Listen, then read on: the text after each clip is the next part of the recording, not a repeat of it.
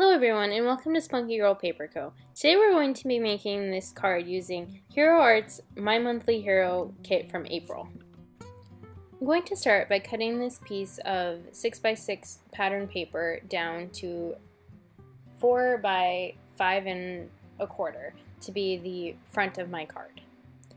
Next I'm going to stamp the snake image from the kit a couple of times on this scrap piece of paper that I had.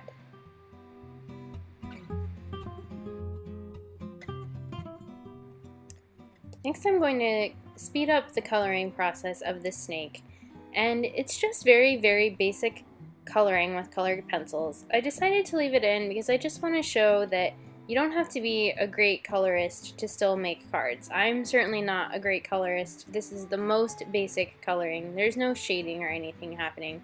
Just coloring the snake and I'm going to use it on my card. So don't let thinking that you're not a good colorer stop you from making cards, because you totally still can.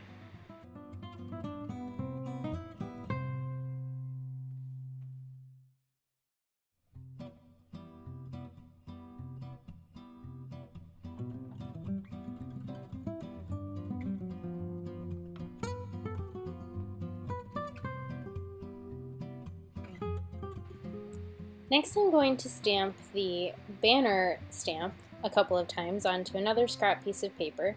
I'm stamping it a couple of times just in case I mess up, and with what I'm going to do next, the chances of me messing up were really high, so I figured just to be safe, stamp another one. Here I'm masking off the S and the exclamation point in many things.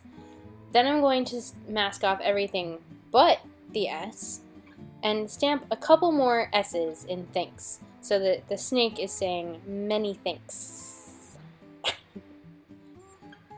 I placed everything on my card and I wasn't loving it, so I decided to take the flourish stamp from the set and just go around that circle in the sun to really make the image stand out.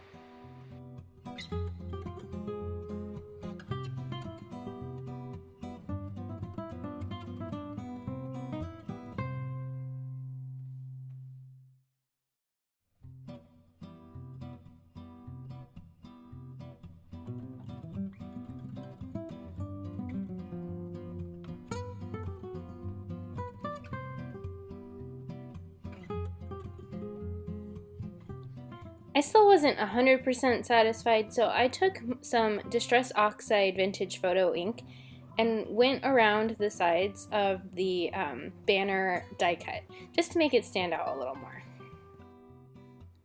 I also then went around the edges of my card panel, because I really wasn't loving where this card was going, but I wasn't ready to give up on it yet. And that's a good lesson. Don't give up on a card just because you don't like where it is now.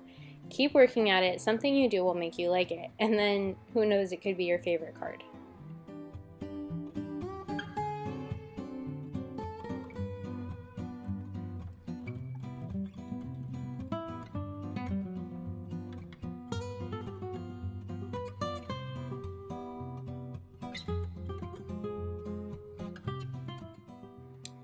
Next, I mounted all my pieces with some foam tape and prepared to attach them to the card base.